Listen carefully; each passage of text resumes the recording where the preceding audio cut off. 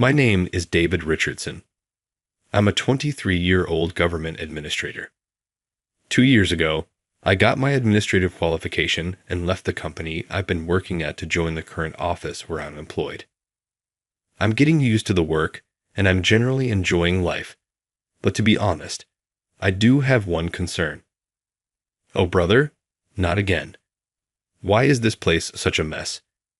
My sister Emily visits my apartment, and she always starts with this comment, furrowing her brows and sighing deeply. Come on, I can't help it. I'm busy with work, I protest. Listen, David, I'm telling you this because I'm worried. Living in such an insanitary place, eating junk food all day, it's just too unhealthy, Emily insists. Indeed, I haven't paid attention to what I ate recently, and I've been feeling stressed living in this mess. Emily, always the responsible one, comes to my apartment almost every week, but I mess it up faster than she can clean. You're right, you're absolutely right, I concede. David, you're doing well financially now, so why not consider a housekeeping service? Emily suggests. A housekeeping service? I echo, surprised. Yes, you pay them, and a housekeeper comes to your house and does all sorts of chores, including cleaning. Even if they can't come every day, having them 2 or 3 times a week would make a huge difference, Emily explains. I hadn't even considered such a service before, but I'm not good at housework, so it's a perfect fit for me. Emily, thank you. I'll try a housekeeping service right away, I decide. That's a good idea. You can't even get a girlfriend with this mess, you know, Emily teases. At Emily's words, I blush in embarrassment. I've never had a girlfriend in my 23 years of life. Struck by her accurate guess, I blurt out a response. Well, that's none of your business, okay. With a small chuckle, Emily leaves the apartment spotless and goes home. Despite everything, I'm truly grateful to Emily. I actually have a bitter memory related to romance. That's partly why I've been hesitant to get involved in romantic relationships. During my senior year of high school, there was a girl I liked. Her name was Claire, a beautiful, kind, and intelligent classmate. We spent almost every day studying together at the private library. Back then, I was aiming for a scholarship program at college, so I devoted myself to studying. Once we finished applying to colleges, we would have more free time for each other. I planned to confess my feelings to her then. With this goal in mind, I spent my high school days. But the situation took an unexpected turn. I was chosen for a special scholarship, as planned, but I ended up declining it. It turned out that during this time, my father fell sick and could no longer work, and our family's financial situation became dire. I decided that going to college in this situation would be too difficult, so I decided to start working right after high school graduation. I was disappointed that I couldn't go to college, but I decided to move forward and turn the page. However, the situation drastically changed my relationship with Claire. I tried to head to the library with Claire as usual, but something seemed off about her. David, I heard you're giving up going to college and you're going to start working right after high school. Yay, that's actually the case, Claire said, surprised. It's the first time I'm hearing about this. I thought it would worry you, I admitted. The college where you had the recommendation slot, my best friend was aiming for that also. Honestly, when I heard that you declined a recommendation, she was also shocked. If you were going to decline it, I wish you had given that slot to her from the beginning, Claire said, her voice tinged with disappointment. I was at a loss for words after hearing this from Claire's best friend's perspective. My actions must have been inexplicable and probably shocking. CLA, I'm sorry. It's a bit complicated for me too, I stammered. Even though we spent every day together before, I knew it. Claire's eyes were filled with tears. David, I'm sorry, but I think I'll keep my distance from you from now on. I wanted to chase after Claire, but in the end, all I could do was stand there. Regardless of the reason, I had deeply hurt her with this incident, so we ended up drifting apart after graduating from high school without resolving anything. I still feel guilty for what I did to her. Just as I was reflecting on my past love like this, something unexpected happened later. I ended up promptly getting a housekeeper. When the doorbell rang, I opened the door and was taken aback. Wait, what? There she was, unmistakably, Claire. She had grown into a stunningly beautiful, fair-skinned woman. D. David is my client today. Claire was equally shocked. We were both frozen in place for a while, but we couldn't stay like this forever. I invited Claire into the living room, handed her some tea, and Claire said, "Thank you," and began to speak. Even though we ended things on such a note, I'm truly sorry for that time. I heard of the real reason why you gave up going to college from mutual friends, Claire said with a genuinely apologetic expression. I was surprised by this turn of events, as I thought she must have hated me by now. No, it's okay. Looking back, I realize I should have explained the reason more clearly, I said. But you were just trying to keep me from worrying, right? Claire replied, looking directly at me. Claire had grown even more beautiful than before, and I couldn't help but feel a bit flustered. Trying not to show my feelings, I looked away and said, "Let's let bygones be bygones. Anyway, thanks for coming today." "Thank you, David. I appreciate you saying that. In order to apologize for what I did, I want to help with whatever you need," Claire said, donning a tidy white apron with neat frills, and efficiently began to clean. Being a man, there were some bucks that shouldn't be seen, but it was a good thing that I had tidied them up beforehand.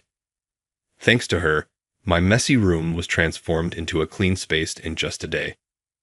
But I couldn't help wondering, why was Claire working for a cleaning service? I'm sure she had gone to college, but I don't know anything about what happened afterward. Still, I couldn't ask her about every detail of that. After Claire finished cleaning, she cooked dinner for me as part of her service. As I watched her skillfully in the kitchen, I found myself wondering if she normally cooked for someone else in this manner. She served a freshly cooked hot meal. It was so delicious that I was moved. Just after I finished eating dinner, I received a phone call from work. So I told Claire, "Thank you for today," and answered the phone in my room. The call ended up being longer than I expected, and before I knew it, almost 2 hours had passed. Thinking that Claire must have left by then, I was surprised to find her asleep at the table when I returned to the living room. I gently shook her shoulder and said, "Claire, wake up. It's already 11 o'clock. "What? It's that late already?" "Oh no, I have work tomorrow. If I head to the station now, I'll barely catch the last train." Seeing Claire panic with a pale face, I could tell she was really in a tight spot. "Claire, are you okay?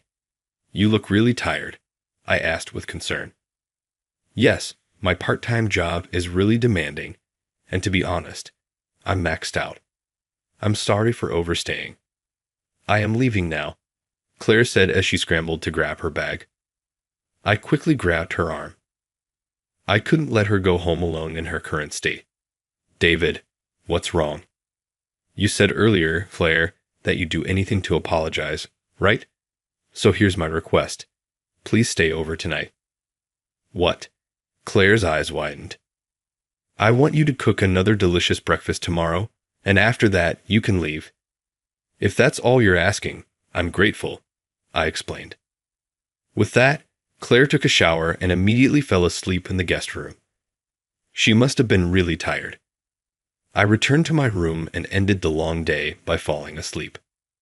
The next morning, I woke up to find breakfast ready on the table, along with a note from Claire saying, "Thank you for yesterday."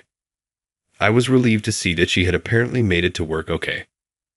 But to my surprise, Susan showed up at my apartment again that night. As she prepared dinner, she began to tell me something. "Thank you so much for yesterday. I was really tired, so it helped a lot." "No problem. You do seem pretty busy, though." "Well, the truth is I'm living in an apartment in a suburb of Denver with my mom. After high school, my parents divorced and things got tough financially. I had to drop out of college 2 years ago and have been working part-time jobs ever since to get by." "I see. That sounds hard. The suburb of Denver isn't exactly bustling. The transportation is not the best either. It must be tough to commute here. Also, my mom isn't in the best of health, so I'm trying to help her. That's why I'm studying to get a computer certification. You really are busy. Yes, but I want to repay my mom for everything. With that, Claire smiled gently. Thank you so much for everything. Sorry to have bothered you. Claire, wait. I stopped her as she was about to leave. If you don't mind, why don't you stay at my place when you come into town for work? I'd love it if you could cook for me. My apartment is in a great location with good public transportation. It might take some of the burden off of you. Honestly, I was afraid she'd be put off by my suggestion, but Claire responded with a happy smile. David, thank you so much. Okay, in return, I'll clean and cook for you. From that day forward, I started asking Claire to take care of my housework on a regular basis. I always paid her as agreed, but when she stayed over at my place, Claire cooked extra food for me. She told me that she used to get really tired from the commute alone, but now that she could stay at my place when she had jobs nearby, it had made her life much easier. Having her clean my apartment was also a great help for me. One day, my sister Emily happened to meet Claire and was surprised.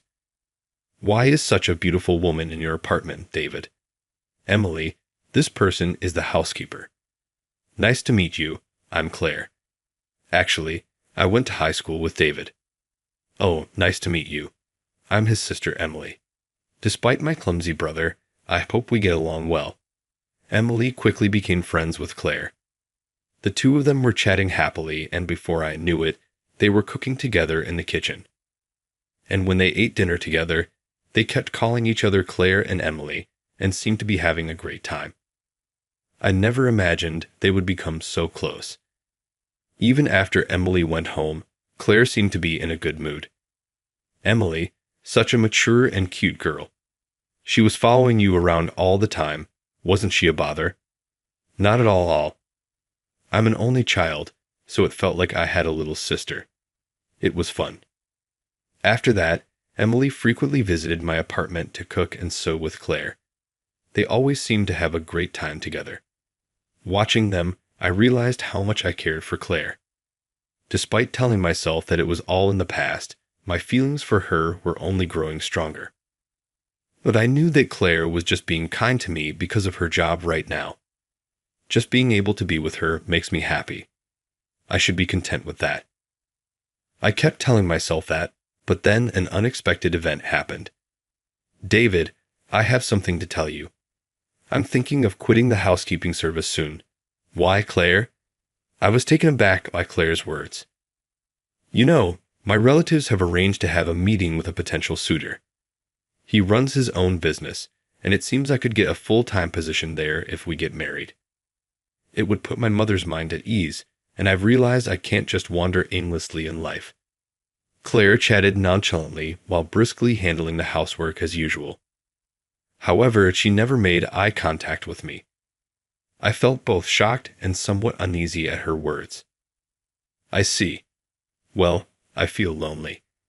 I responded, but I'll work my hardest until I leave. With that, Claire forced a smile and left the apartment.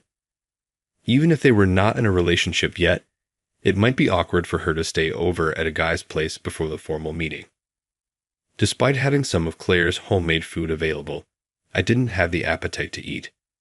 Spending time in the living room in a daze, the next thing I knew, Emily had come over and was shocked to see me in a state of abandonment. Hey, what's going on with you? You're just sitting in the dark, staring into space. Well, when I explained about Claire's arranged meeting, Emily was also surprised. Oh, that's unfortunate. Seeing me crestfallen, Emily spoke up. You know, you should tell Claire how you feel. Huh. It's clear to see you love Claire, don't you? If you don't express your feelings before she's gone, you'll definitely regret it. Even if you get turned down in the end, confessing your feelings will prevent any lingering regret. After hearing Emily's words, I realized she was right. Back in high school, we had missed each other because we didn't communicate properly. I don't want to end up like that again. I want to convey to Claire just how important she is to me. I decided to request Claire's housekeeping service again and waited for her to come. When Claire visited the apartment as usual, I stood directly in front of her. "Claire, I have something to tell you." "Huh, what is it?" "I've never been this nervous in my life, but if I don't share my feelings now, I will definitely regret it." That was far scarier than getting turned down. I've always loved you, Claire. Ever since high school, that hasn't changed.